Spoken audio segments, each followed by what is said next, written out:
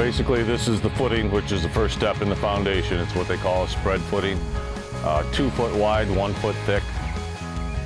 The great formwork you see on site here is for the drain tile system and the rayon collection system. It does do the footing formwork, so it alleviates doing additional framing because it also picks up the drain tile, footing form, and the rayon collection. Now that our foundation is in place, it's time to get started on our heated basement floor. We're putting in the insulation, and this is one of the things that's really important about making sure that our slab is isolated from the ground, because ground temperature is typically in the 50s, and if you're trying to heat your home, what'll happen is that heat is going to transfer, and so if you don't have insulation, all that heat that you paid to create is just going to basically go out the window. Past couple days we completed the framing of the exterior walls for the walkout basement. We've got our steel framing set in place, so they're ready to drop the trusses today. In this house we've got open web floor trusses. Basically the reason we're using those is kind of frees up the space in the basement, running all our piping and wiring through the open web area of the trusses. Kind of eliminates the need for soffits and drop ceiling areas. It takes advantage of the space, and what's nice about it, it's less material. We're 24 on center, so we're able to span a little further. It's using less material, less lumber. It's a very efficient way to do it. And it's strong. We have a strong floor, we'll have a sound system up there, and it'll work out great.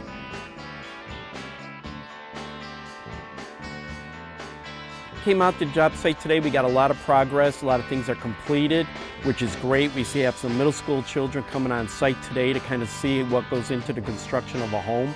And I'm excited about it because it's an opportunity to kind of express what is being done in the construction world and architectural world to convey sustainable design and engineering and protect an environment, and it's a great opportunity for us to show them what goes on. I know some points come from your installation and like the heating, but where do the other ones come from? How do you add them all up? Every aspect of the construction, from the foundation to the insulation under the slab, the radiant piping, everything that goes from the ground up is based on, you're able to achieve point 4. And we're just trying to, in every category, we're trying to address and be conscientious of everything we can do that makes sense. Well, Sam, we're on the main level. There must be a lot of insights to share. I'd love to hear your thoughts. We have 6-inch wall framing running around the entire outside of the walls. And like in the basement, that framing is going to be covered with 1-inch rigid insulation board. Now, let me explain why that's so important upstairs when I didn't downstairs. Look at all the framing on these walls. Does it look like a lot of wood to you? It does. Yeah, even though this is advanced framing with maybe 20% less wood than in a conventional frame wall, what we find is there's still a lot of wood in the walls. And that's significant because we're losing heat 5-6 times faster through wood than through the insulated wall.